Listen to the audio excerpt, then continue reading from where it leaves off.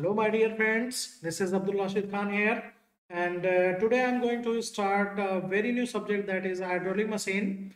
And this subject is really very important with respect to various engineering examinations like EST, GATE, PSUs, state level engineering services, SSCJ, and many other engineering examinations.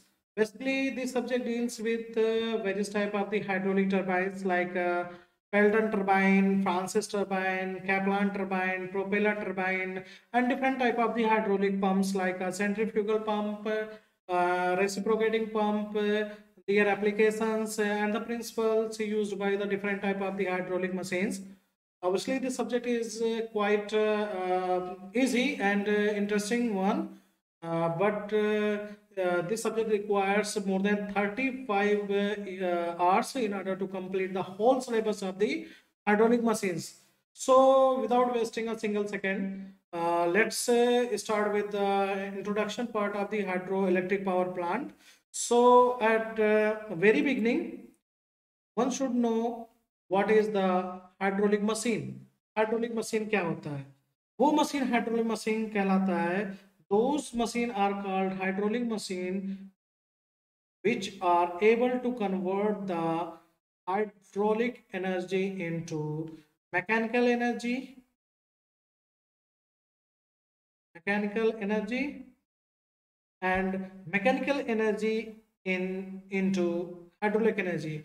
Means वो machine hydraulic machine कहलाएगा जो hydraulic energy को या mechanical energy में convert करे या mechanical energy को hydraulic energy में कन्वर्ट करे. If the hydraulic energy is get converted into mechanical energy by means of hydraulic machines, that hydraulic machine is known as what, beta? That is known as turbine. Very good.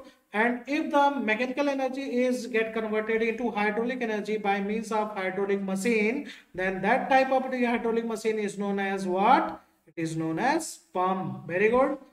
And this is a typical layout of hydroelectric power plant. So at very beginning stage, one should know what is the working principle of the hydroelectric power plant.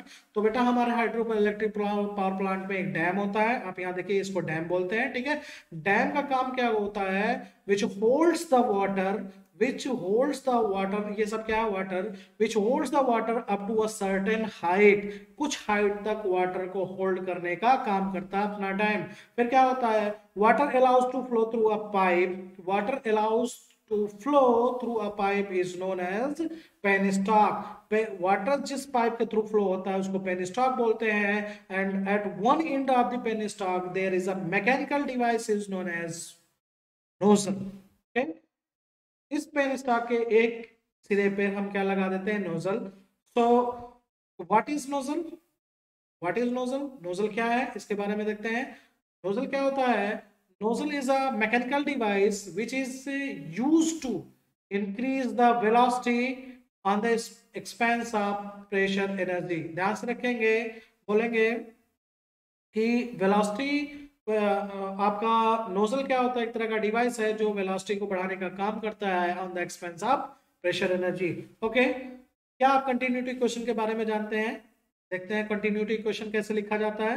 वो कैसे लिखा जाता है? Rho one a one v one equal क्या है? Rho two a two v two, where rho two is density, area is the velocity and v is a is the area, rho is the density, a is the area and v is the velocity. Very good.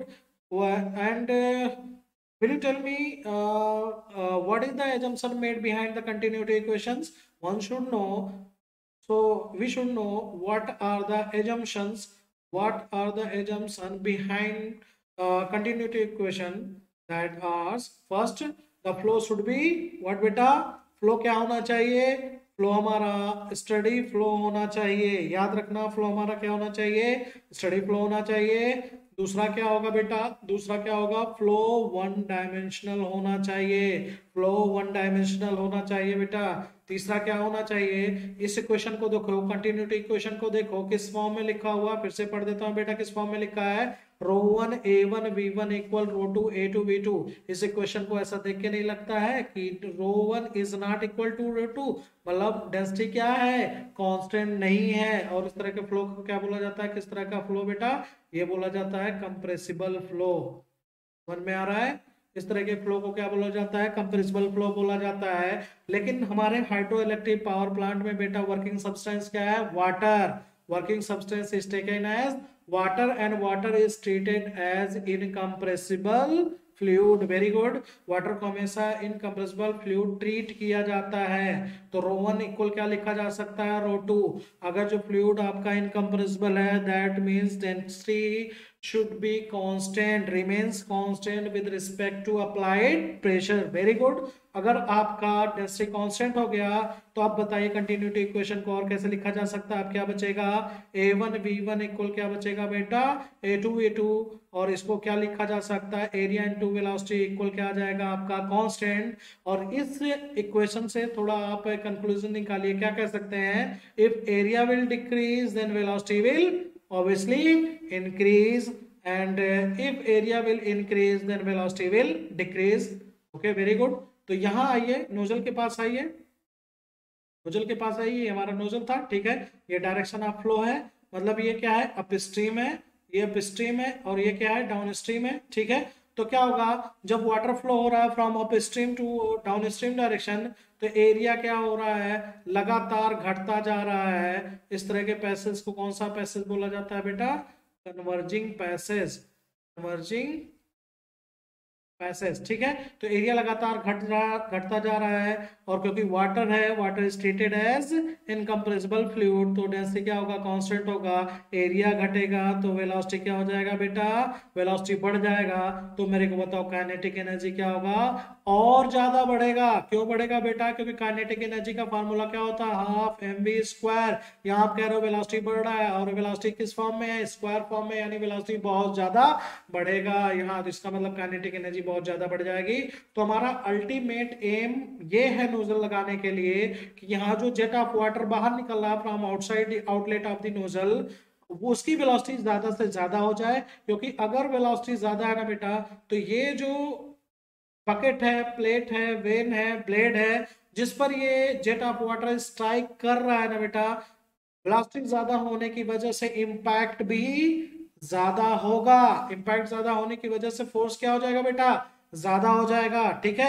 अब देखिए ये क्या होता है, इसको बोलते हैं blade. Blade बोलो, ये सब क्या है, ब्लेड है, ब्लेड है, या बकेट्स है, या वेन है, या प्लेट है।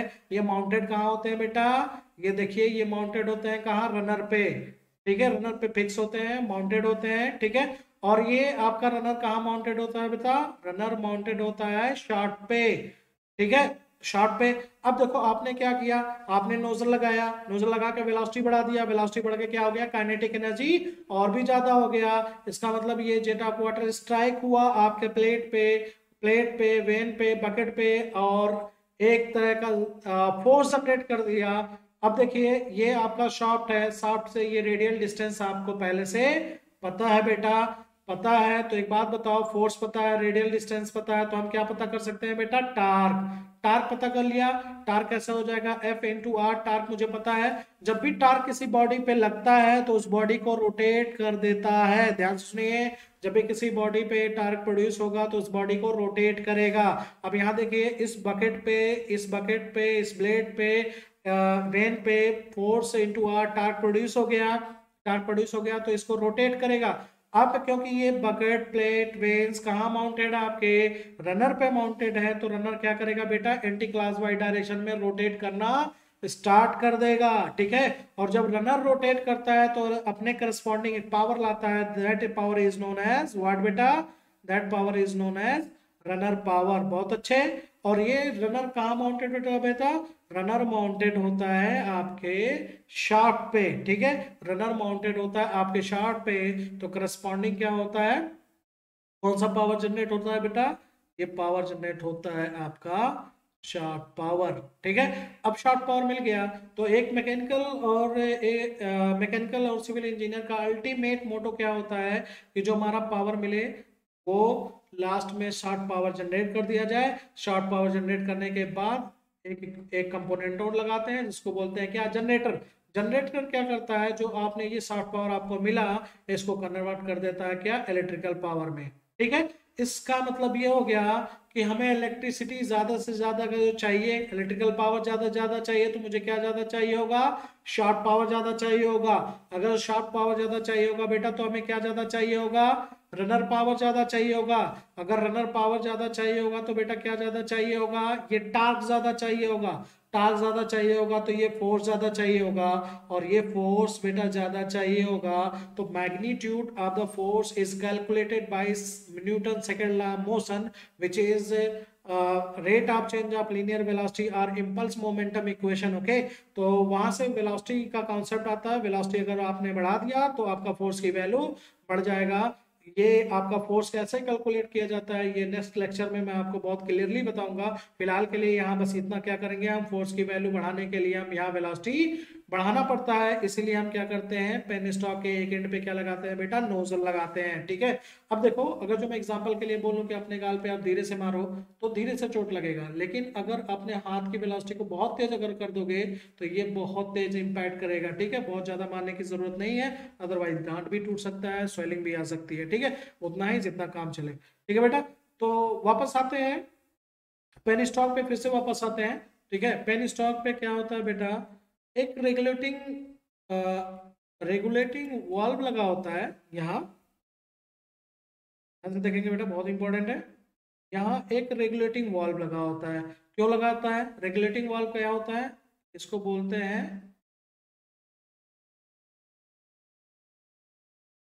Regulating valve. इस रेगुलेटिंग वाल्व का काम क्या होता है, ये फ्लो को रेगुलेट करता है। रेगुलेटिंग वाटर क्या होता है, जो हमारा रेगुलेटिंग वाल्व क्या करता है, रेगुलेट करता है, regulate the flow of water. क्यों ऐसा कह रहा हूँ बेटा, क्योंकि क्योंकि कभी कभी क्या होता है, हमें हमारा डिमांड कम होता है। जैसे अभी विंटर सेशन चल रहा है, तो विंटर सेशन में जो हमारा डिमांड होता है इलेक्ट्रिसिटी का, as compare to summer session क्या होता है, समर सीजन क्या होता है, कम होता है। मान लीजिए अभी हमारा डिमांड कम है, तो हम क्या करें, अगर हमारा डिमांड कम हो है, तो इसका मतलब जो आपका आपका क्वांटिटी ऑफ वाटर आ रहा है या जेट ऑफ वाटर आ रहा है, इसकी क्वांटिटी को क्या करना पड़ेगा बेटा, क्वांटिटी को क्या करना पड़ेगा, क्वांटिटी ऑफ वाटर को क्या करना पड़ेगा, कम करना पड़ेगा। कम करना पड़ेगा, इसके लिए क्या करोगे आप, रेगुलेटिंग वाल्व को क्लोज करोगे। क्लोज करोगे, धीरे धीरे क्लोज करोगे। लेकिन अगर ये जो क्लोजर हुआ, वो अगर जो सडन क्लोज हो गया, मतलब वाल्व को हमने क्या कर दिया बेटा, सडन क्लोज कर दिया, तो क्या होगा, यहाँ देखिए पेन स्टॉक में क्या हो रहा है, आपका वाटर फ्लो करते जा रहा है। तो क्या इसके पास मास है, बिल्कुल मास है। जब ये फ्लो हो रहा है तो विद कुछ वेलोसिटी से होगा, तो एम इंटू वी क्या हो गया बेटा, मोमेंटम। मतलब जो अभी मोमेंटम, जो वाटर आपका फ्लो हो रहा है कहाँ, पेन स्टॉक में, उसके पास कुछ ना कुछ मोमेंटम है। लेकिन आपने आपने क्या किया, आपने वाल को सडन क्लोज कर दिया, तो ये जो मोमेंटम ऑफ वाटर है ये क्या हो जाएगा, ये डिस्ट्रॉय होने लगेगा, डिस्ट्रॉयड हो जाएगा। तो डिस्ट्रॉय होने की वजह से क्या होगा, अब प्रेशर वेव इसकी वजह से डिस्ट्रॉय होगा। तो क्या होगा, a pressure wave of high frequency क्या होगा, विल जनरेट, क्या होगा बेटा, a pressure of high frequency will generate which will travel along entire length of the penstock। क्या होगा, ये जो प्रेशर वेव है, which will क्या हो जाएगा, which will travel travel along travel along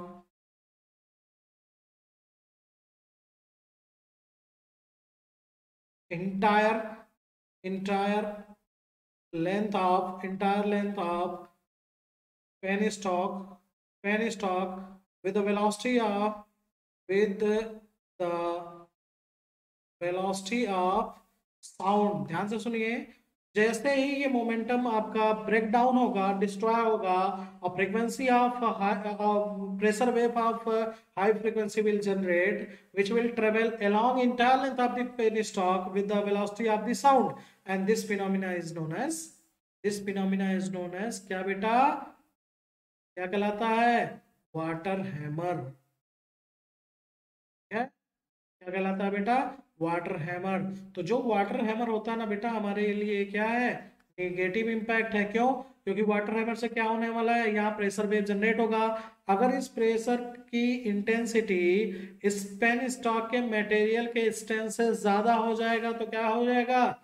ये जो पेन स्टॉक है ना बेटा, ये ब्लॉक आपका डैमेज हो जाएगा, ब्रस्ट हो जाएगा। ठीक है, तो हम क्या करते हैं, ये जो हमारा प्रेशर वेव जनरेट हुआ इसको मिनिमाइज करने के लिए कोशिश करते हैं। इसलिए क्या करते हैं, इसके प्रेशर वेव को मिनिमाइज करने के लिए एक आइडिया ये है कि इसका पेन स्टॉक का थोड़ा सा डाया बढ़ा दिया जाए। ठीक है, दूसरा कंडीशन ये है कि हम क्या करते हैं, एक और कंपोनेंट इंस्टॉल करते हैं पेन स्टॉक में, that is known as surge tank. इस सर्ज टैंक का काम क्या होता है बेटा?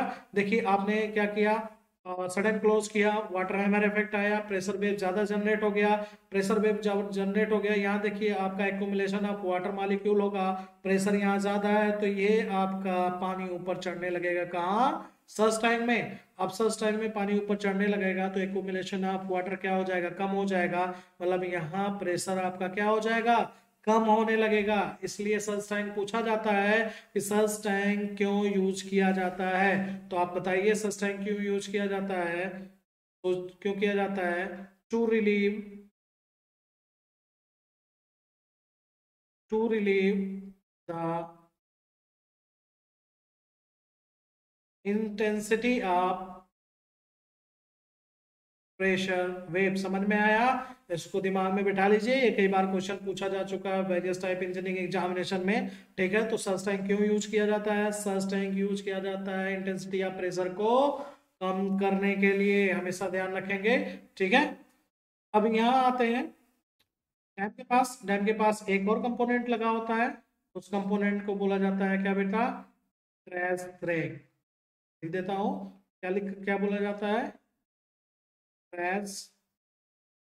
ठीक है, स्ट्राइक रैक का काम होता है, पहले देख लेते हैं क्या होता है।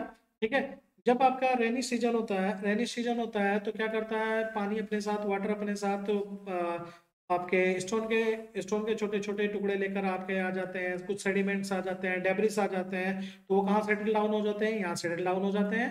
ठीक है, अगर मैं इस ट्रैक रेस का यूज ना करूं बेटा तो क्या होगा? तो पानी अपने साथ सेडिमेंट्स को ले जाएगा, डेब्रिस कूड़ा करकट को लेकर जाएगा, स्टोन पार्टिकल्स को लेकर जाएगा, तो वो आपके पेन स्टॉक के थ्रू फ्लो होगा, और लास्ट में कहाँ से निकलेगा? नोजल के। अगर जो आपका स्टोन पार्टिकल है उसका जो साइज है आउटलेट ऑफ नोजल से कम है, मैं फिर से रिपीट करूंगा, अगर स्टोन पार्टिकल का जो साइज है आउटलेट ऑफ नोजल के साइज से कम होगा तो नोजल से ये बाहर आएगा, और बाहर आएगा क्योंकि इसके पास वेलोसिटी बहुत ज्यादा है बेटा, तो ये स्ट्राइक कहाँ करने लगेगा? Strike will be strike on the bucket, when, plate, blade, कुछ भी बोलिए, इस पर आपका स्ट्राइक करने लगेगा, क्योंकि ये जो टरबाइन है ये कंटिन्यूसली मूव करता है, और इस कंडीशन में अगर स्टोन आके बार बार टकराएगा तो कुछ देर बाद पता चलेगा कि ये आपका प्लेट डैमेज होने लगा, और यही चांसेस क्या होता है, यही एक रीजन हो सकता है फेल्योर का।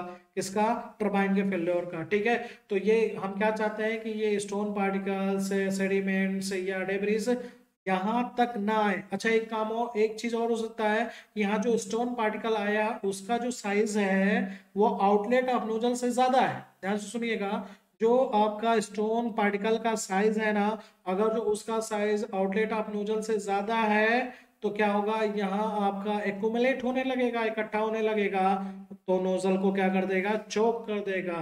ठीक है, नोजल चोक हो जाएगा, सीज हो जाएगा। ठीक है, तो उससे पानी आपका फ्लो नहीं होगा। तो इसका मतलब ये क्या है? एक निगेटिव इम्पैक्ट है, इसको दूर करने के लिए क्या करते हैं? ट्रेस रैक का यूज करते हैं, हमेशा ध्यान रखेंगे। ट्रेस रैक यूज किया जाता है in order to prevent the debris entry. Okay, so let's move further. There are different components of the hydraulic power plant, so let's start one by one. And देखो यहाँ आप अब अभी कुछ देर पहले क्या पढ़े हो ट्रेस रैक। तो बताओ ट्रेस रैक क्या होता है? ट्रेस रैक क्या होता है, क्या करता है? ये क्या करता है? प्रिवेंट्स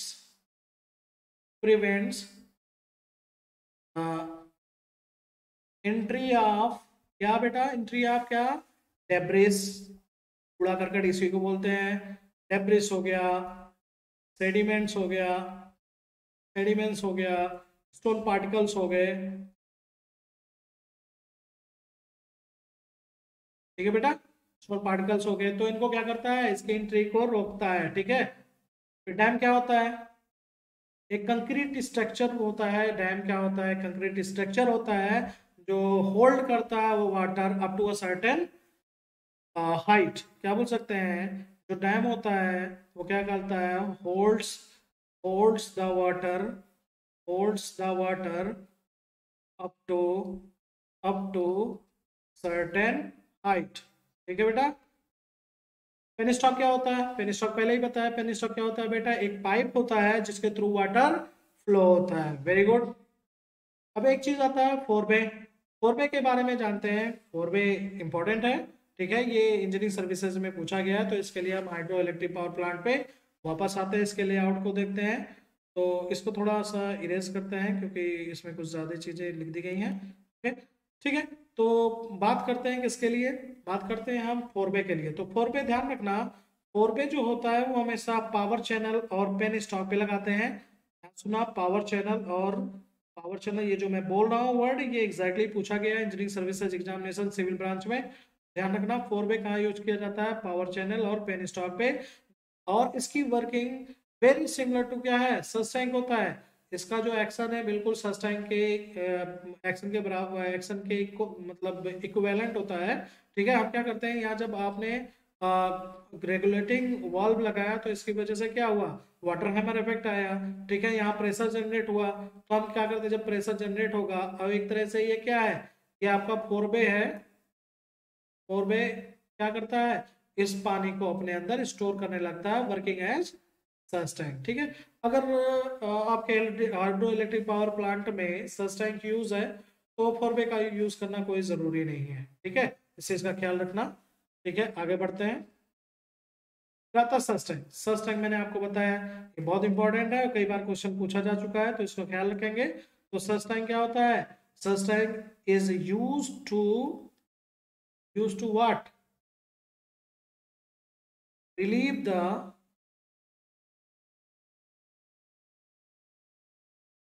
इंटेंसिटी ऑफ, क्या बेटा? Pressure wave. Very good, very good. Nozzle क्या होता है? नोजल मैंने ऑलरेडी आपको बता दिया। नोजल क्या होता है? एक तरह का मैकेनिकल डिवाइस होता है which is use to increase the velocity on the expense of pressure energy. Very good. ठीक है, बकेट क्या होता है? Bucket is a component of the turbine which mounts over, याद है कहाँ? रनर पे। बहुत अच्छे। Buckets or blades mounted on, very good. Runner क्या होता है? Runner it is also component of the turbine. Very good. Component turbine which mounts over, कहाँ बेटा? शाफ्ट पे।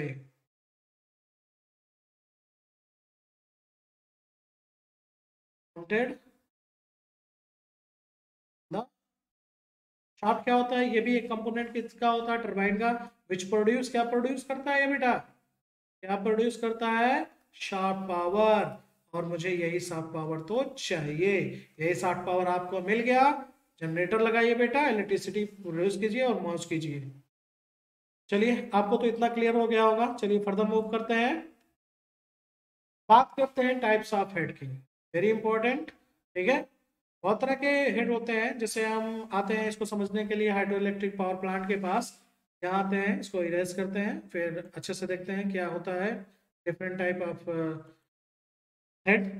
देखिए, यहाँ आइए, रिजर्वायर के पास आइए। यहाँ लिखा हुआ क्या है? Head race level. ठीक है, ये आपका हेड रेस लेवल है। ये फ्री लिक्विड सरफेस है। फ्री लिक्विड सरफेस है, ठीक है, मतलब यहाँ प्रेशर कौन सा एक्सर्ट हो रहा होगा, एटमॉस्फेरिक प्रेशर। वेरी गुड, ठीक है। ये क्या है आपका टेल रेस, टेल रेस, इसका मतलब ये कौन सा लेवल है, ये लेवल आपका कौन सा है, टेल रेस लेवल, लिख देता हूँ, ये आपका टेल रेस है, ठीक है। ध्यान सुनिए, जो क्रॉस हेड होता है, फिर से ध्यान सुनेंगे, जो क्रॉस हेड होता है that is the vertical distance between head race level and tail race level. फिर से रिपीट कर रहा हूँ, क्रॉस हेड क्या होता है, it is the vertical distance between the head race level and tail race level when no water is flowing, keep in mind, keep in mind, keep in mind, जब आपका water flow नहीं कर रहा होता है तो आपके head race level and tail race level के बीच का जो वर्टिकल डिस्टेंस होता है उसी को बोलते हैं बेटा क्रॉस हेड, और रिप्रेजेंट करते हैं किससे, जी से। वेरी गुड, ठीक है। फिर एक तरह का हेड और आता है जिसको क्या बोला जाता है, नेट हेड। नेट हेड क्या होता है बेटा, नेट हेड को क्या बोलते हैं, इफेक्टिव हेड भी बोला जाता है, इफेक्टिव हेड भी बोला जाता है, and which is available, and which is available, and which is available at the entry of और इनलेट बोल सकते हो, एंट्री बोल सकते हो, और इनलेट, इनलेट ऑफ टरबाइन। ध्यान से सुनेंगे, ध्यान से सुनेंगे, फिर से बोल रहा हूं कि नेट हेड क्या होता है बेटा, नेट हेड क्या होता है, it is the effective head which is available at the inlet of turbine. तो अगर जो कोई आपसे ये पूछ ले what is the basic difference between gross head and net head, तो आप क्या करो बेटा, आप जहां से डिफरेंस पूछ रहा है वहां आ जाओ, आप यहाँ आके बैठ जाओ, ठीक है। यहाँ आके बैठ के देखोगे मैं किसकी बात कर रहा हूँ, इस ग्रॉस हेड की बात कर रहा हूँ, ठीक है। यहाँ आके बैठिए और देखिए, आप मौज लीजिए, ये पूरा क्या है, पूरा हाइड्रो इलेक्ट्रिक पावर प्लांट है। मतलब आप अपने यहाँ से जब बैठ के देखेंगे तो आपको पूरा क्या दिखेगा, पूरा हाइड्रो इलेक्ट्रिक पावर प्लांट दिखेगा बेटा। इसका मतलब क्रॉस हेड के अंडर में पूरा hydro electric power plant work करता है। ध्यान सुनेंगे, इट इज द हाइट या head under which the total hydroelectric power plant is working, while in the case of net head, यहाँ आइए जिसके बारे में जानना है वहां बैठिए और मजे लीजिए, ठीक है। यहाँ हम बैठेंगे नेट हेड के पास तो हमें क्या दिखेगा केवल बेटा, केवल हमें ये टरबाइन दिखेगा, समझ में आ रहा है। इसका मतलब under net head there is only turbine is working, okay, this is the main basic difference। मतलब अगर ग्रॉस हेड की बात करता है तो ग्रॉस हेड के अंडर में आपका total hydro electric power plant work करेगा, जबकि in case of net head में आपका केवल टरबाइन वर्क करेगा। समझ में आया बेटा, ठीक है। अच्छा देखिए, जब वाटर फ्लो होना स्टार्ट करेगा तो ऑब्वियसली यहाँ बहुत सारे लॉसेस आने स्टार्ट हो गए। लॉसेस मतलब मेजर लॉस हो सकता है, माइनर लॉसेस हो सकता है, मतलब दोनों लॉसेस को अगर कंसीडर किया जाए तो जब भी आपका ये देखिए हेड आपका कितना अवेलेबल है, यहाँ आपका पूरा ग्रॉस हेड, ठीक है। और जब ये फ्लो होना स्टार्ट होगा तो हेड लॉस आएगा, head loss due to friction. अगर जो मैं मेजर लॉस की बात करूं केवल फ्रिक्शन की वजह से ले रहा हूँ, ठीक है, माइनर लॉसेस को निगलेक्ट कर रहा हूँ, तो यहाँ जो अवेलेबल हेड बचेगा वो क्या हो जाएगा, केवल नेट हेड होगा। अगर इक्वेशन के फॉर्म में लिखना चाहें बेटा तो क्या लिख सकते हैं, gross head is equal to the net head plus head loss due to friction. रखेंगे, कभी कभी न्यूमेरिकल में इस इक्वेशन का यूज करना पड़ता है बेटा, तो ध्यान रखेंगे। आगे देखते हैं और कौन कौन से हेड हैं। ग्रॉस हेड हमने सीख लिया, ग्रॉस हेड क्या होता है, it is the vertical distance between the head race level to the tail race level when no water is flowing, keep in mind when no water is flowing. Very good, what is the net head, what is the net head, net head is the effective head which is available at the inlet of turbine। एक चीज और ध्यान रखना बेटा, जब भी हम turbine की बात करते हैं, टरबाइन का मेरा सेंस हाइड्रोलिक, पूरे हाइड्रोलिक टरबाइन, मतलब वो पेल्टन टरबाइन की बात कर रहा हूँ, फ्रांसिस टरबाइन की भी बात कर रहा हूँ, कैप्लान टरबाइन की भी बात कर रहा हूँ, प्लस प्रोपेलर टरबाइन की बात कर रहा हूँ। तो जो इन तरह जो टरबाइन, जो आपने नेट हेड का डेफिनेशन क्या दिया है, नेट हेड का डेफिनेशन दिया है, it is available at the inlet of the turbine. मतलब यही वो इफेक्टिव हेड है जो टरबाइन के लिए वर्क करेगा। इसका मतलब मैं किसी भी टरबाइन का नाम लूँ, चाहे पेल्टन लूँ, कैप्लान लूँ, फ्रांसिस लूँ, प्रोपेलर लूँ, तो उसके करस्पॉन्डिंग जो हेड मैं लूंगा वो हमेशा कौन सा हेड लूंगा, नेट हेड लूंगा। कौन सा हेड, नेट हेड। समझ में आ रहा है। तो जब भी हम टरबाइन की बात करेंगे तो उसके करस्पॉन्डिंग जो हमारा हेड होगा वो नेट हेड होगा। आइए यहाँ देखिए, थोड़ा एक चीज देखते हैं कि head loss due to friction किससे कैलकुलेट किया जाता है। Head loss due to friction calculate किया जाता है डार्सी विस्बैक इक्वेशन से। डार्सी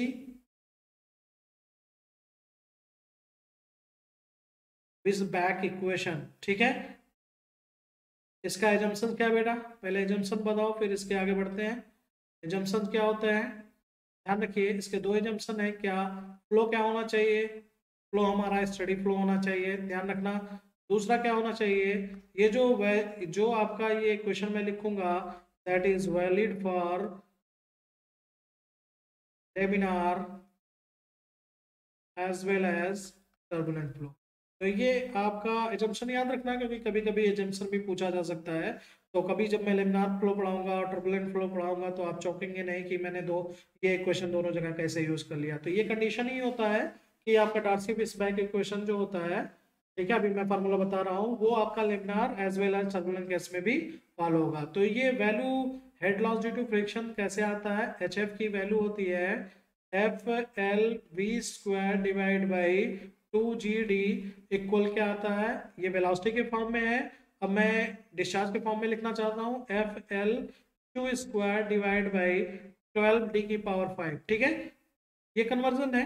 आप क्या करो, इसको लिख दो, वेलोसिटी को क्या लिख सकते हो, डिस्चार्ज बाई एरिया, ठीक है। एरिया अगर जो आप मान लिया पाई फ्लो हो रहा है तो एरिया को पाई/4 D² रखोगे तो ये फॉर्म आपको 100% मिल जाए। एक्चुअली ये 12.1 आएगा, लेकिन अपनी सहूलियत के लिए इसको 12 लिख लिया जाता है, ठीक है। यहाँ देखिए जो एफ है आपका वो क्या है बेटा, ये आपका फ्रिक्शन फैक्टर है। क्या है,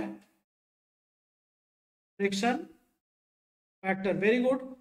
या कभी कभी क्या करता है, फ्रिक्शन फैक्टर से हट के एक और चीज यूज कर लेता है, एफ डैश, जिसको क्या बोला जाता है, कोफिशिएंट, कोफिशिएंट ऑफ फ्रिक्शन। तो जो छोटे मोटे एग्जाम है जैसे जेई वगैरह में कभी कभी पूछ लेता है what is the relation between friction factor and coefficient of friction. तो बेटा याद रखना, जो फ्रिक्शन फैक्टर होता है that is the 4 times of coefficient of friction, मतलब जो एफ है that is the 4 times of F dash. इसको हमेशा याद रखेंगे, ठीक है। तो यहाँ से एच एफ हम बड़े आराम से कैलकुलेट कर लेंगे, जब भी हमें वैल्यू दिया होगा उससे कैलकुलेट कर लेंगे। वेरी गुड, बढ़ते हैं आगे। अब बात करते हैं हम टाइप्स ऑफ एनर्जी की। टाइप्स ऑफ एनर्जी की कि हमारे पास कौन कौन से टाइप की एनर्जी है और कौन कहाँ है, कौन इनिशियल एनर्जी है, कौन फाइनल एनर्जी है, ठीक है। कि हमें इनिशिएट करने पे कौन सी एनर्जी मिलती है। तो उसके लिए हम आते हैं हाइड्रो इलेक्ट्रिक पावर प्लांट के लेआउट पे फिर से, और इसको थोड़ा सा इरेज करते हैं, ठीक है। अब बात करते हैं, हम सबसे पहले एनर्जी की बात करते हैं विद रिस्पेक्ट टू टरबाइन। ध्यान रखना, अब हम टरबाइन की बात कर रहे हैं, चाहे वो टरबाइन बेल्टन हो, फ्रांसिस हो, कैपलान हो, प्रोपेलर हो। मैं एक वर्ड बाय डिफॉल्ट यूज कर रहा हूँ टरबाइन, उसमें सब आ जाता है। तो जब भी टरबाइन की बात करेंगे तो बेटा इफेक्टिव हेड कौन सा लेंगे, नेट हेड लेंगे। ध्यान रखना, मान के चलेंगे कि ये आपने क्या स्टोर किया बेटा, स्टोर मैंने किया वाटर एक सर्टेन हाइट। अब उस हाइट को हम मान के चलेंगे, वो हाइट कौन सा हम मानेंगे, नेट हेड को मानेंगे। ध्यान रखना, ध्यान रखना। तो अब एक चीज बताओ, कोई भी ऑब्जेक्ट है अपने पोजीशन की वजह से कौन सा एनर्जी रखता है बेटा, पोटेंशियल एनर्जी। ध्यान से आया। तो ये एनर्जी सबसे पहले कौन सी एनर्जी होगी रिजर्वायर के पास, पोटेंशियल। एंड आपको पोटेंशियल एनर्जी पता है कैसे लिखा जाता है, mgh, वेरी गुड, ठीक है। अब देखो यहाँ जो इनलेट ऑफ, इसको इनलेट बोलो, इनलेट ऑफ क्या है, ये पेन स्टॉक है। यहाँ देखो ये क्या है, आउटलेट ऑफ क्या है, आउटलेट ऑफ क्या है, पेन स्टॉक है। ध्यान सुनना, जो आउटलेट ऑफ पेन स्टॉक है वही इनलेट ऑफ नोजल है। फिर से रिपीट कर रहा हूँ, जो आउटलेट ऑफ पेन स्टॉक है वही इनलेट ऑफ द क्या है, इनलेट ऑफ नोजल है। ध्यान रखना, ठीक है।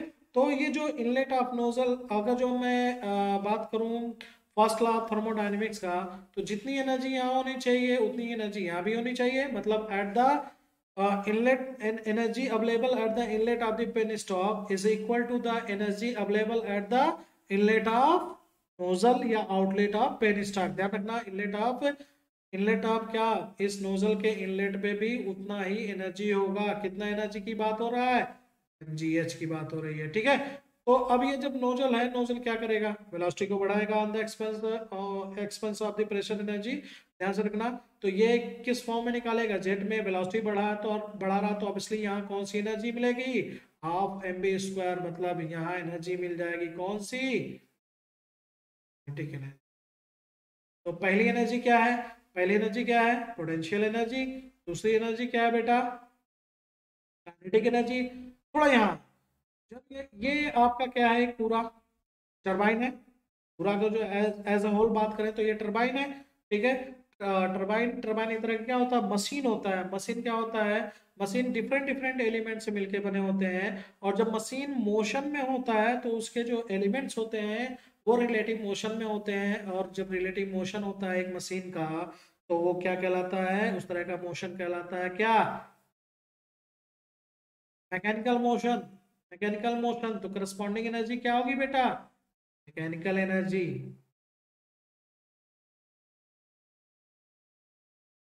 समझ में आया, समझ में आ रहा है बेटा। तो डैम के पास क्या होगा, डैम के पास पोटेंशियल एनर्जी होगा, जबकि इस ब्लेड के सॉरी इस नोजल के पास क्या होगा, इस नोजल के पास क्या होगा बेटा, काइनेटिक एनर्जी, और इस टरबाइन के पास क्या होगा, मैकेनिकल एनर्जी। तो अगर जो मैं सीक्वेंस लिखना चाहूँ फ्रॉम बिगिनिंग, वेरी बिगिनिंग, तो पहला कौन सा एनर्जी होगा, पहला एनर्जी होगा पोटेंशियल एनर्जी, पोटेंशियल एनर्जी। इसके बाद कौन सी एनर्जी आएगी बेटा, काइनेटिक एनर्जी, वेरी गुड। उसके बाद कौन सी एनर्जी आएगी, मैकेनिकल एनर्जी। समझ में आ रहा है क्या, बिल्कुल सही, बहुत अच्छे। अब मैं आपसे ये पूछना चाहता हूँ कि इन तीनों में कौन सी एनर्जी ज्यादा होगी, थोड़ा सोच के बताइए, इन तीनों में कौन सी एनर्जी ज्यादा होगी। तो मैं आपको थोड़ा सा हिंट देता हूँ कि जब आप सुबह सो के उठते हैं और पूरा दिन काम करते हैं, शाम को सोते समय, रात को सोते समय जब आप बेड पे जाते हैं, तो आप ये सोचिए कि आप सुबह जगह उस समय की एनर्जी, और दिन भर काम किया, एग्जॉस्ट होके घर पे आए और खाना खा पी के सो गए, कौन सी एनर्जी ज्यादा होगी, वो एनर्जी होगी जब हम सुबह सो के उठे हैं, वो एनर्जी ज्यादा होगी। फिर धीरे धीरे हम काम किए, एग्जॉस्ट हुए और एनर्जी कम होती चली गई। समझ में आ रहा है, इसका मतलब जो स्टार्टिंग एनर्जी होती है वो बहुत ज्यादा होती है, वो ज्यादा होती है। फिर धीरे धीरे जैसे काम करते हैं एनर्जी कम होती जाती है। यहाँ क्या होता है, यहाँ देखिए पहली एनर्जी कौन है, वेरी बिगिनिंग एनर्जी कौन सी है, पोटेंशियल एनर्जी। उसके बाद कौन सी एनर्जी है, काइनेटिक एनर्जी। उसके बाद कौन सी है, मैकेनिकल एनर्जी। क्या आप सुबह उठे, मतलब आपके पास इनिशियल एनर्जी कौन सी है, pressure energy, sorry potential energy. तो ये पोटेंशियल एनर्जी क्या होगा, ज्यादा होगा एज कंपेयर टू किसके, kinetic energy, and kinetic energy is more than mechanical energy. अगर जो मैं इसको मैथमेटिकल फॉर्म में लिखना चाहूँ तो क्या हो जाएगा, आपका potential energy is greater than kinetic energy is greater than mechanical. Are you getting my points, please याद रखना। तो ये सीक्वेंस पूछा जा चुका है इंजीनियरिंग सर्विसेज एग्जामिनेशन में, अभी तक ये लेवल नहीं पूछा गया है, लेकिन आप बड़े आराम से इसको कर सकते हैं, ठीक है, ध्यान रखिएगा। ठीक है, मूव करते हैं आगे। तो आप पढ़ लिए हैं, पोटेंशियल एनर्जी पढ़ लिए हैं, कितना होता है बेटा, mgh। काइनेटिक एनर्जी पढ़ लिए हैं, कितना होता है, हाफ mv²। और ये क्या होता है, आपका जो टरबाइन वाला पार्ट है जिसको बोलते हो जो टरबाइन को रोटेट करने से एनर्जी मिलती है, वही क्या होती है, मैकेनिकल एनर्जी। तीनों आपने पढ़ लिया। सबसे ज्यादा एनर्जी किसके पास होगी, आपके पास पोटेंशियल एनर्जी। उसके बाद किस कौन सी एनर्जी होगी, काइनेटिक एनर्जी। और सबसे लास्ट में सबसे कम कौन सी होगी, ठीक है। ओके, फर्दर मूव करते हैं। अब बात करते हैं टाइप्स ऑफ पावर का, वेरी इंपॉर्टेंट।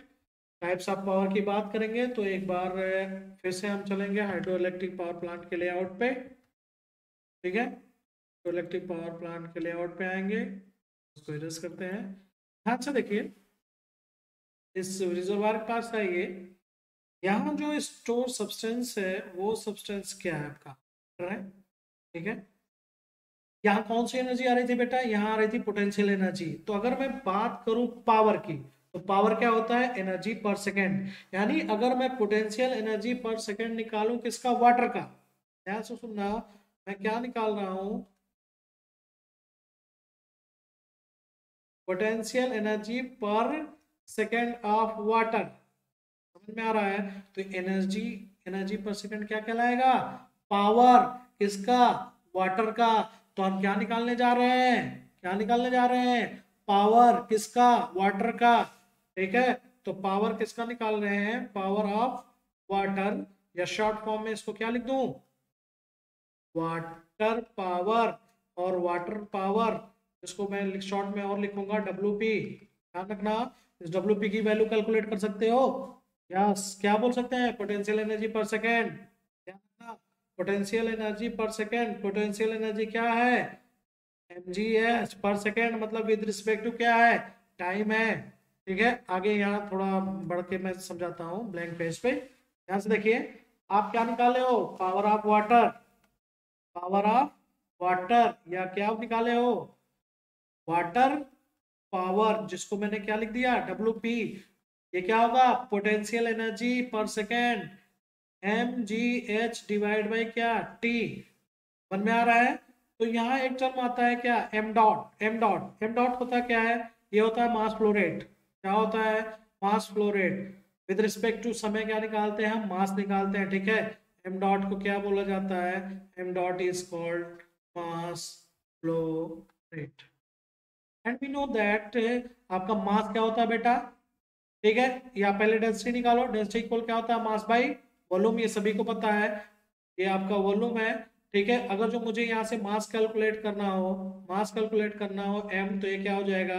डेंसिटी इंटू क्या हो जाएगा बेटा? वॉल्यूम हो जाएगा। आप यहाँ एक चीज याद रखना, अगर मैं कैपिटल V कहीं लिख रहा हूँ अब, तो ये V क्या है? वॉल्यूम है। अगर मैं स्मॉल v लिखूंगा तो ये क्या होगा? वेलोसिटी होगा। Good, very good. तो यहाँ से देखो, अगर मैं m डॉट की वैल्यू निकालना चाहूँ, ध्यान सुनो, m डॉट की वैल्यू अगर जो निकालना चाहूँ बेटा, तो क्या मास को मैं डेंसिटी इनटू वॉल्यूम कर सकता हूँ? Capital V is the volume, divide में क्या कर दूंगा? टाइम। अब किसी भी बॉडी का वॉल्यूम कैसे निकाला जा सकता है? सपोज ये आपका एक सिलेंडर है, हॉरिजॉन्टल सिलेंडर है, और मैं क्या कर रहा हूँ? इसके एरिया निकाल लिया, एक साइड का एरिया निकाल लिया, उसके लेंथ से मल्टीप्लाई कर दूंगा तो वॉल्यूम निकल जाएगा। अगर ये सिलेंडर वर्टिकल है तो मैं एरिया निकाल के हाइट से मल्टीप्लाई कर दूंगा तो भी वॉल्यूम निकल जाएगा। ठीक है, तो यहाँ हम जो वॉल्यूम हमारा है V, इसको क्या मैं इस फॉर्म में लिख सकता हूँ? डेंसिटी एरिया, सपोज हॉरिजॉन्टल में रखा होता तो क्या कर देता? L divide by T। और L क्या है? एक तरह से L क्या है बेटा? L क्या है? L डिस्टेंस है। ठीक है, तो ये क्या है? Distance by time. Distance by time क्या देता है? वेलोसिटी। मतलब क्या आ जाएगा?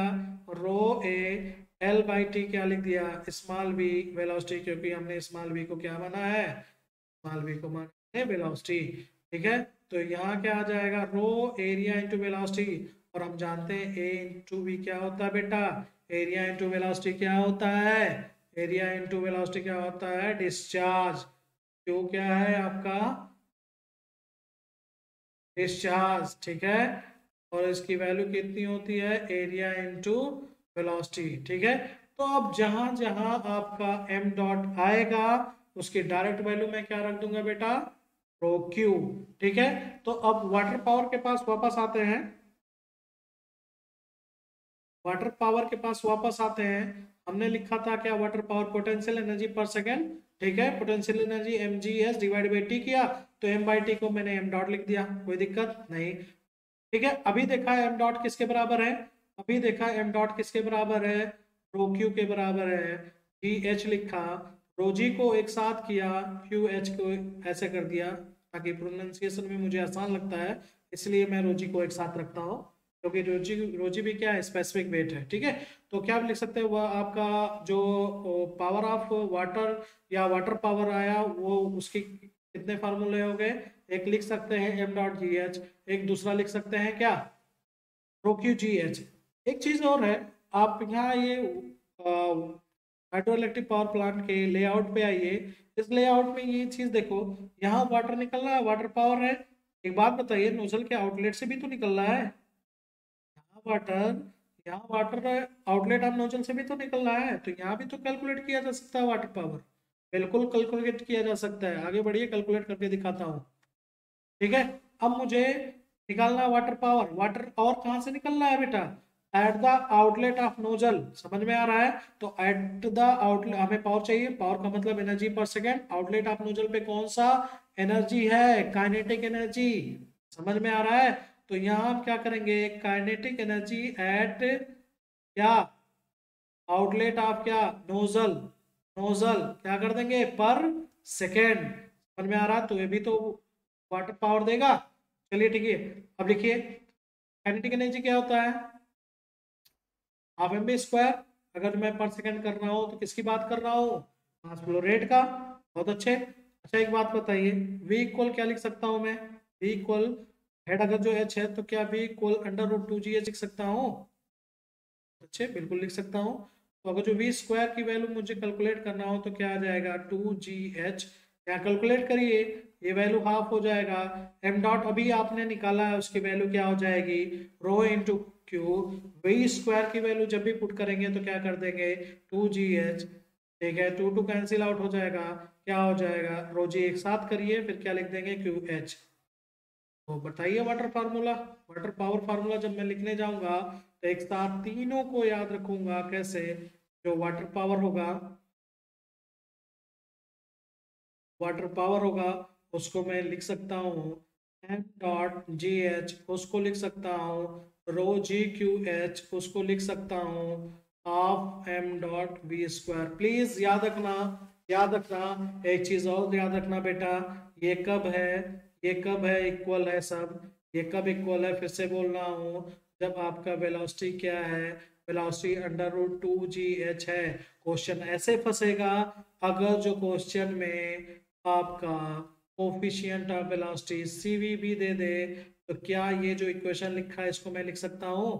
थोड़ा समझते हैं। अगर मैं वेलोसिटी इक्वल इतनी वैल्यू है तो वी स्क्वायर की वैल्यू क्या बोल दूंगा बेटा, ये सी वी स्क्वायर हो जाएगा इंटू 2gh हो जाएगा।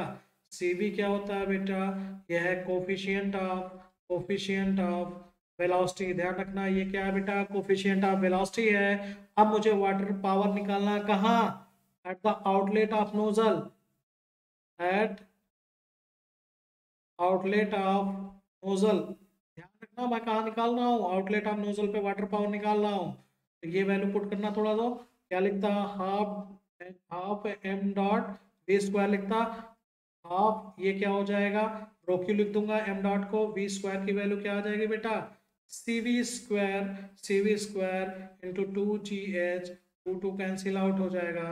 तो वाटर पावर की वैल्यू क्या आ जाएगी, रो आ जाएगा, जी आ जाएगा, ठीक है, क्यू आ जाएगा, एच आएगा एक साथ, और एक क्वांटिटी और मल्टीप्लाई होगी, that is the C we square. ध्यान रखना कोफिशिएंट जो कोफिशिएंट ऑफ वेलोसिटी जो होती है उसकी वैल्यू लेस देन 1 होती है, और कोई भी वैल्यू जिसकी वैल्यू, कोई भी क्वांटिटी जिसकी वैल्यू लेस देन 1 होती है उसका स्क्वायर, उसका स्क्वायर और भी कम हो जाता है। जैसे आपका 1/2 है, 1/2 का स्क्वायर कर देंगे तो 1/4 हो जाएगा, और भी कम हो जाएगा। ठीक है, तो यहाँ से देखो, अगर मैं water power at the outlet of nozzle की बात कर रहा हूँ तो इतना आ रहा है, मतलब ये वैल्यू अब क्या हो चुका है, कम हो चुका है।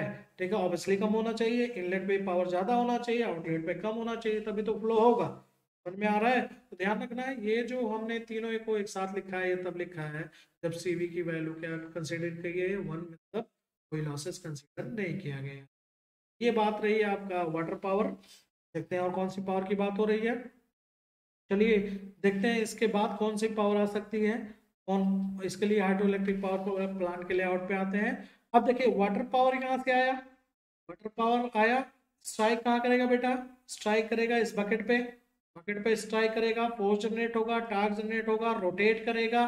क्या रोटेट होगा बेटा, रनर। तो कौन सा पावर लाएगा, रनर पावर, रनर पावर।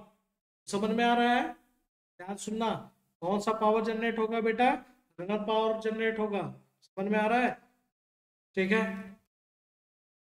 अब रनर रोटेट होगा तो रोटेट, रनर अगर होता है तो अपने साथ किसको रोटेट करा लेता है, शाफ्ट पे, क्योंकि रनर जो होता है आपके शाफ्ट पे माउंटेड होता है। रनर रोटेट करेगा तो शाफ्ट भी रोटेट करेगा, तो शाफ्ट अगर जो रोटेट करेगा तो और भी एक पावर आएगा जिसको बोलते हैं शाफ्ट पावर। ठीक है, तो हमें दो और पावर मिलता है, एक वाटर, सबसे इनिशियल पे कौन सा पावर मिलता है, that is the water power. फिर क्या मिलता है रनर पावर, फिर क्या मिलता है शॉर्ट पावर। सुनेंगे, सबसे पहले क्या मिलता है हमें वाटर पावर, फिर रनर पावर, फिर लास्ट में क्या मिल जाता है shaft power. And as a mechanical and civil engineer our motto is to calculate the shaft power, हमें शॉर्ट पावर ही चाहिए होता है अल्टीमेट, ठीक है।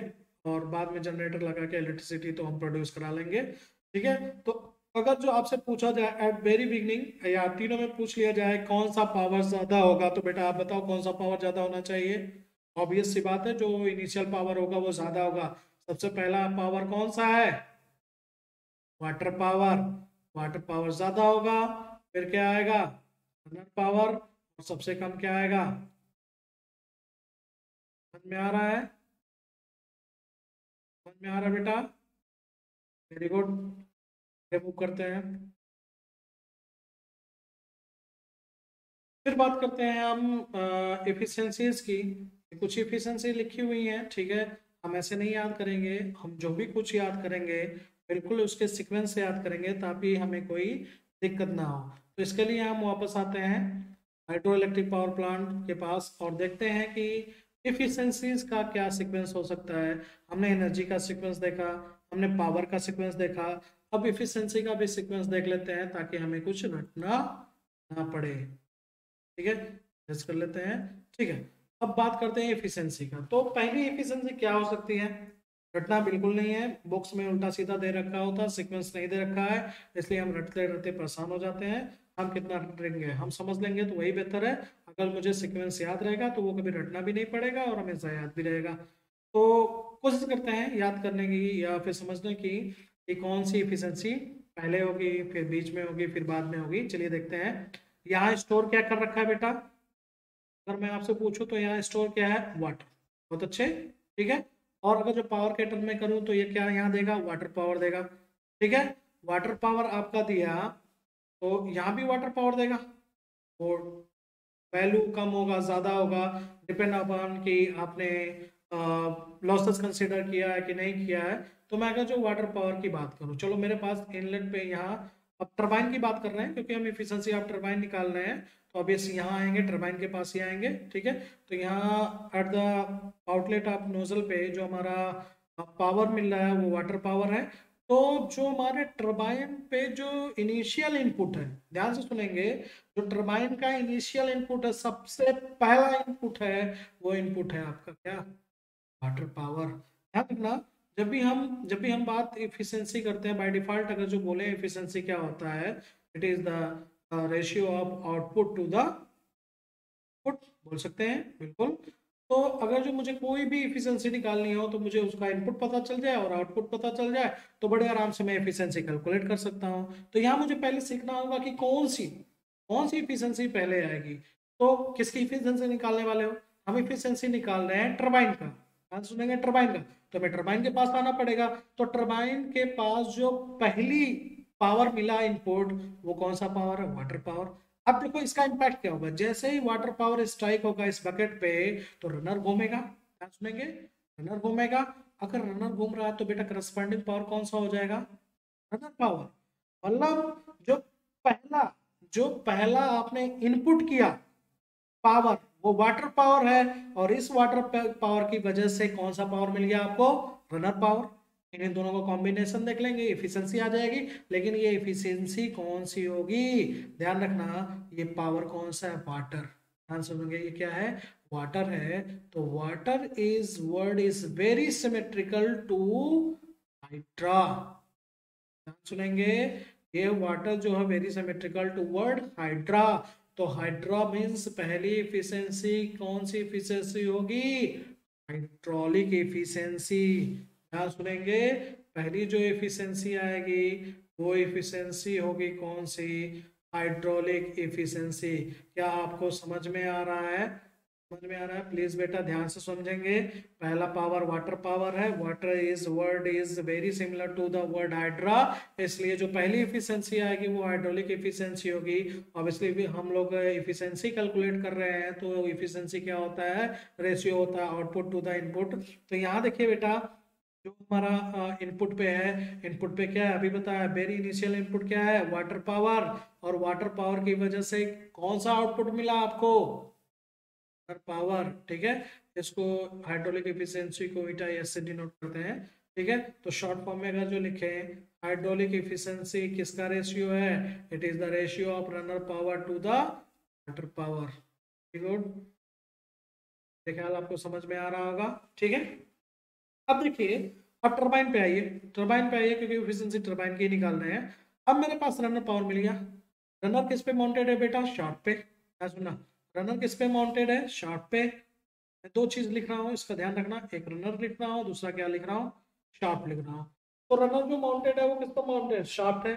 तो रनर पावर अगर जो मिल रहा है तो कौन सा इसके अकॉर्डिंग पावर मिलेगा, शाफ्ट पावर मिलेगा। तो शाफ्ट आपका रोटेट करने लगेगा, यानी इनपुट अब जो भी एफिशिएंसी आएगी उसके लिए इनपुट क्या हो जाएगा, इसकी वजह से रनर की वजह से रनर पावर मिलेगा, और शाफ्ट की वजह से कौन सा पावर मिलेगा, शाफ्ट पावर। इसका मतलब अगली एफिशिएंसी जो भी आएगी उसके लिए इनपुट क्या होगा, रनर पावर, और आउटपुट क्या हो जाएगा, शाफ्ट पावर।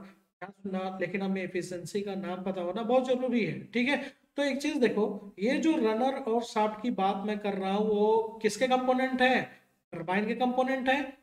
ये दोनों क्या है, कंपोनेंट्स आप किसके हैं, टरबाइन के हैं। बिल्कुल श्योर, बहुत अच्छा। तो अगर जो ये कोई भी चीज जो डिफरेंट एलिमेंट से मिलकर बना होता है वो क्या कहलाता है, एक तरह का मशीन ही है, मशीन है।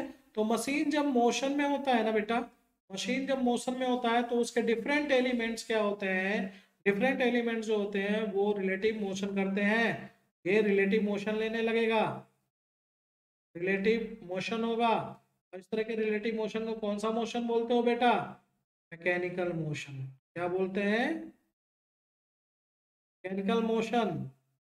का मतलब इनपुट पे रनर पावर आया, शार्प पावर जनरेट हो गया, दोनों पार्ट घूम रहे हैं, तो मोशन क्या होगा, मैकेनिकल मोशन होगा। तो बता दो बेटा इफिशिएंसी कौन सी होगी, मैकेनिकल इफिशिएंसी, वेरी गुड। दूसरी इफिशिएंसी कौन सी इफिशिएंसी होगी बेटा, मैकेनिकल इफिशिएंसी होगी, मैकेनिकल इफिशिएंसी होगी। उसकी वैल्यू, इनलेट पे आपके पास क्या बता है बेटा, रनर पावर। आउटलेट पे आपके क्या है, आउटलेट पे आपके क्या है, शॉर्ट पावर। तो mechanical efficiency is the ratio of shaft power to the runner power.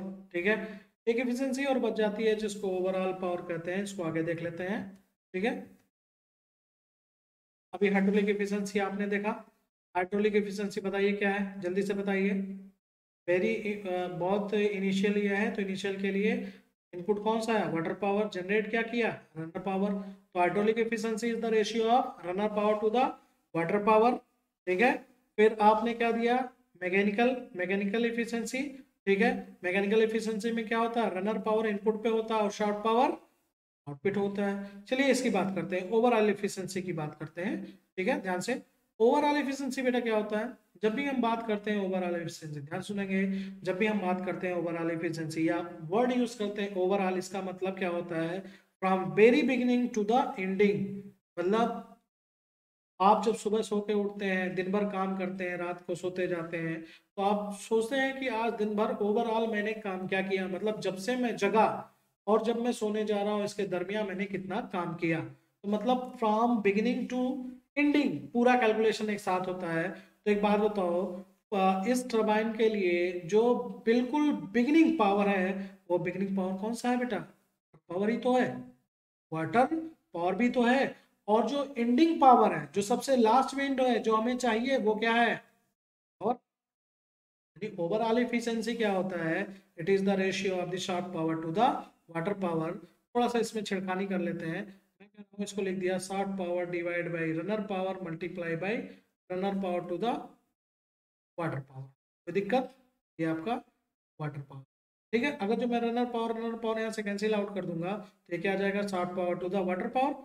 यहाँ से देखिए, ये shaft power to the runner power क्या है आपके, shaft power to the runner power क्या है आपका, मैकेनिकल एफिशिएंसी मल्टीप्लाई बाई ये क्या है, runner power to the water power, runner power to the water power क्या है, हाइड्रोलिक एफिशिएंसी। इसका मतलब अगर मुझे ओवरऑल एफिशिएंसी निकालना है, यहाँ ये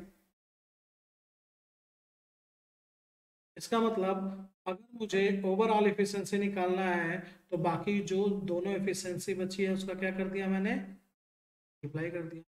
मैं आपसे दो इफिशिएंसी की बात नहीं कर रहा हूँ, ना तीन इफिशिएंसी की बात कर रहा हूँ। मैं कह रहा हूँ कि कभी कभी क्वेश्चन में, इंजीनियरिंग सर्विसेज का आया हुआ क्वेश्चन है, बहुत सारे इफिशिएंसी दे देते हैं। उसमें पावर प्लांट इफिशिएंसी दे देता है, एक्सिलरी इफिशिएंसी देता है, फलाना ढमकाना, बहुत सारी इफिशिएंसी की बात करेगा। सपोज मैंने 10 तरह की इफिशिएंसी बात की और पूछ बैठा कि अब 10 इफिशिएंसी में मेरे को ये बताओ कि ओवरऑल इफिशिएंसी कैसे कैलकुलेट होगा, तो मैं कहूंगा बेटा पहली इफिशिएंसी, दूसरी इफिशिएंसी, तीसरी efficiency plus multiply by dot dot multiply N mean, सारी इफिशिएंसी को एक तरफ मल्टीप्लाई कर दो, दूसरी तरफ ओवरऑल इफिशिएंसी रख दो। मतलब ओवरऑल इफिशिएंसी प्राप्त करने के लिए हमें क्या करना पड़ेगा, सारी इफिशिएंसी को, ध्यान से रखेंगे, ओवरऑल इफिशिएंसी कैलकुलेट करने के लिए सारी इफिशिएंसी का क्या करना पड़ेगा, एक साथ मल्टीप्लाई करना पड़ेगा। समझ में आया? Very good. अब एक तरह की इफिशिएंसी और बढ़ जाती है, वॉल्यूमेट्रिक इफिशिएंसी। यहाँ से एक चीज देखो, वॉल्यूमेट्रिक को अगर जो हम पढ़ें तो ये क्या दे रहा है, कुछ फीलिंग नहीं आ रही है कि ये वॉल्यूम बेसिस पे बात कर रहा है? थोड़ा प्ले आउट पे आओ वापस। वॉल्यूमेट्रिक का मतलब क्या है मैं आपको समझाता हूँ। वॉल्यूमेट्रिक का मतलब क्या है, वार्डन इफिशिएंसी है, ये पूछा जाता है कई बार एग्जाम में। थोड़ा समझते हैं वॉल्यूमेट्रिक इफिशिएंसी के बारे में। और किसका निकाल रहे हो आप, टरबाइन का ऑब्वियसली, तो हमें कहाँ जाना पड़ेगा, टरबाइन के पास आना। अरे भाई जो इसके बारे में आप पूछ रहे हो उसके बारे में तो जब उसके पास तो पहुंचना ही पड़ेगा, ठीक है। तो यहाँ पहुंचा मैं, तो वॉल्यूम की बेसिस पे बात कर रहा है। तो एक बात बताओ, ये वाटर, जेट ऑफ वाटर निकल रहा है, इसको कितना भेजा गया, देखो ये कितना वॉल्यूम ऑफ वाटर इसको भेजा गया। मतलब जब भी मैं वॉल्यूमेट्रिक इफिशिएंसी, इसको वॉल्यूमेट्रिक इफिशिएंसी का रिप्रेजेंटेशन कहते हैं, तो जब भी ये निकालना होगा, जब भी ये निकालना होगा तो हम क्या करेंगे, देखेंगे कि कितना अमाउंट या कितना वॉल्यूम, कितना वॉल्यूम ऑफ वाटर सप्लाई किया गया, किसको, किसको, इस टरबाइन को। तो क्या बोलेंगे, volume of water supplied to turbine. हमने टरबाइन पे कितना वॉल्यूम ऑफ वाटर सप्लाई किया है, ध्यान रखना एक वर्ड है सप्लाई, ध्यान रखेंगे। लेकिन क्या ये जरूरी है कि जितना अमाउंट ऑफ वाटर मैं सप्लाई करूं वो टोटल अमाउंट जाके टकरा जाए? अगर ऐसी स्थिति आती है कि जितना अमाउंट आपने सप्लाई किया टरबाइन को, उतना अगर वॉल्यूम ऑफ वाटर अगर जो स्ट्राइक कर जाता है बेटा, तो वॉल्यूमेट्रिक एफिशिएंसी 100% हो जाएगी। लेकिन ऐसा कतई ही नहीं होता है। जितना वॉल्यूम ऑफ वाटर सप्लाई किया जाता है टरबाइन में, उससे क्या होता है, थोड़ा सा कम वॉल्यूम ही स्ट्राइक हो पाता है किस पर, टरबाइन पे। मतलब क्या हो जाएगा, यू नो, यहाँ ऊपर न्यूमरेटर में ये क्या हो जाएगा, actual volume of water striking turbine. समझ में आ रहा है, समझ में आ रहा है ये क्या बेटा, वॉल्यूमेट्रिक एफिशिएंसी, प्लीज बताइए, समझ में आ रहा है? Very good. तो वॉल्यूमेट्रिक एफिशिएंसी क्या होता है, ये वॉल्यूम बेसिस पे बात करता है। हम ये देखते हैं कि इनलेट पे हमने कितना वॉल्यूम ऑफ वाटर सप्लाइड किया और उसका कितना वॉल्यूम, एक्चुअल वॉल्यूम स्ट्राइक होता है कहाँ को, टरबाइन को। Very good. तो अब चार तरह की एफिशिएंसी तो हमने पढ़ ली, चार तरह की एफिशिएंसी पढ़ ली, कौन कौन सी, हाइड्रोलिक पढ़ ली, मैकेनिकल पढ़ ली, ओवरऑल पढ़ ली, वॉल्यूमेट्रिक पढ़ ली। तो अब मेरे को बताओ इन चारों में अगर जो मुझे पता हो तो ओवरऑल एफिशिएंसी क्या होगी, क्या होगी बेटा, बाकी और एफिशिएंसीज का क्या हो जाएगा, मल्टीप्लाई। समझ में आ रहा है? मतलब अगर जो कभी भी ढेर सारा एफिशिएंसी दे और आपसे कहे बेटा कि कैलकुलेट करो कि ओवरऑल एफिशिएंसी क्या होगी, तो बाकी सारी एफिशिएंसी को क्या कर देंगे, मल्टीप्लाई कर देंगे। यहाँ देखिए मैं आ रहा है, यहाँ n, n type of efficiency दे रखा है, तो केवल चार पता है, चार में तो रिमेनिंग तीन का क्या कर देंगे, मल्टीप्लाई करके। बेस इस चीज़ को ध्यान रखना, ठीक है। ये बहुत सारे इंपॉर्टेंट, बहुत फंडामेंटल है लेकिन बहुत ज़रूरी है इसको समझना, ठीक है। तो हम सिक्वेंशियल याद करेंगे हर चीज़ को। एनर्जी की बात करेंगे तो पहली एनर्जी कौन सी होगी, पोटेंशियल एनर्जी होगी, फिर मैकेनिकल एनर्जी होगी, फिर सॉरी पोटेंशियल एनर्जी होगी, काइनेटिक एनर्जी होगी और मैकेनिकल एनर्जी होगी। पावर की पहले पहला पावर कौन सा होगा, वाटर पावर, फिर रनर पावर, फिर शार्प पावर एनर्जी पहले कौन सी, सॉरी इफिशिएंसी पहले कौन सी होगी, हाइड्रोलिक, हाइड्रोलिक होगी, फिर क्या होगी, मैकेनिकल होगी, फिर ओवरऑल होगी, और एक और इफिशिएंसी याद रखना, दैट इज वॉल्यूमेट्रिक एफिशिएंसी। तो हमने लगभग आज की थ्योरी कंप्लीट कर ली है। तो चलिए जितना पढ़े हैं उसके बेसिस पे कुछ क्वेश्चन सॉल्व कर लेते हैं। आई थिंक आप सारे क्वेश्चन अब आप सॉल्व कर सकते हैं बड़े आसानी से। ये देखिए आपका question engineering services examination 2003 mechanical में पूछा गया है। ठीक है, क्वेश्चन को पढ़ते हैं, सॉल्व करते हैं। क्वेश्चन क्या कह रहा है बेटा, consider the following energies associated with a Pelton turbine. अभी ये पेल्टन उल्टन छोड़िए, अब बस यहाँ आइए टरबाइन पे कंसंट्रेट होइए। ठीक है, कौन कौन से टरबाइन, कौन कौन सी एनर्जी दे रखी है बेटा, मैकेनिकल दे रखी है, काइनेटिक एनर्जी दे रखी है, पोटेंशियल एनर्जी दे रखी है, पूछ क्या रखा है, the correct sequence of the energy conversion starting, ध्यान रखेंगे, starting from the entry of fluid. बेटा तो मैंने क्या बताया, सबसे पहली एनर्जी कौन सी, पोटेंशियल, ध्यान रखेंगे, सबसे पहली पोटेंशियल, काइनेटिक, फिर मैकेनिकल, मतलब आंसर क्या हो जाएगा, 3 2, मतलब answer is Calcutta. Very good very good. Next move करते हैं। देखिए यहाँ क्या कह रहा है, जो जो कह रहा है उसको लिखते चले जाओ।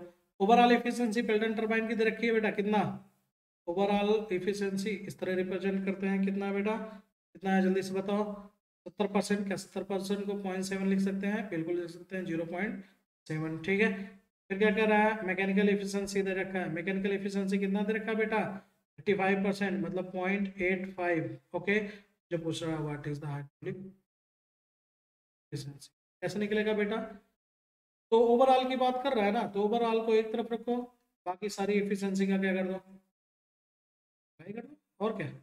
ये एफिशिएंसी मेरे को पता है, ये एफिशिएंसी मेरे को पता है, कितना है बेटा, ये एफिशिएंसी है आपका 0.7 है, और ये एफिशिएंसी कितना है, 0.85 इंटू, बेटा इसको कैलकुलेट करना थोड़ा सा, इसको कैलकुलेट जब करोगे तो आ जाएगा 0.8235, और अगर जो इसको परसेंटेज में लिखने बैठोगे तो आएगा 82%, 82.35%।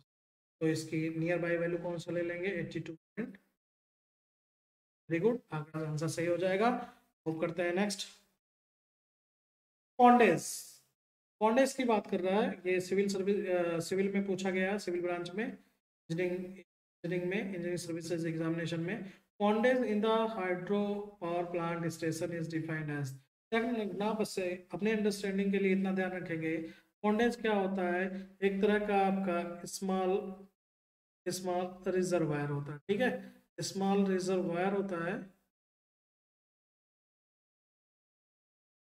स्मॉल रिजर्वायर क्या होता है, ये क्या करता है, जो आपका वाटर है ना, जो रन ऑफ होता है, मतलब क्या हो गया, जो इनफिल्ट्रेशन इवेपोरेशन से बचने के बाद जो पानी फ्लो होता है थ्रू द पेन स्टॉक, वही क्या बोला जाता है, उसको रन ऑफ वाटर बोला जाता है। उसको क्या करता है, ये रेगुलेट करता है due to the according to the demand, मतलब आपका डिमांड किस तरह से आ रहा है, उसको उसके अकॉर्डिंग रन ऑफ वाटर को क्या करता है, रेगुलेट करता है। ठीक है, तो देखते हैं आंसर मैचिंग करते हैं। ये क्या कर रहा है, impounding of the considerable amount of the excess water during seasonal surplus, ऐसा मैंने कोई बात नहीं किया, कोई बात नहीं, कर दो, नहीं सही आंसर गलत है।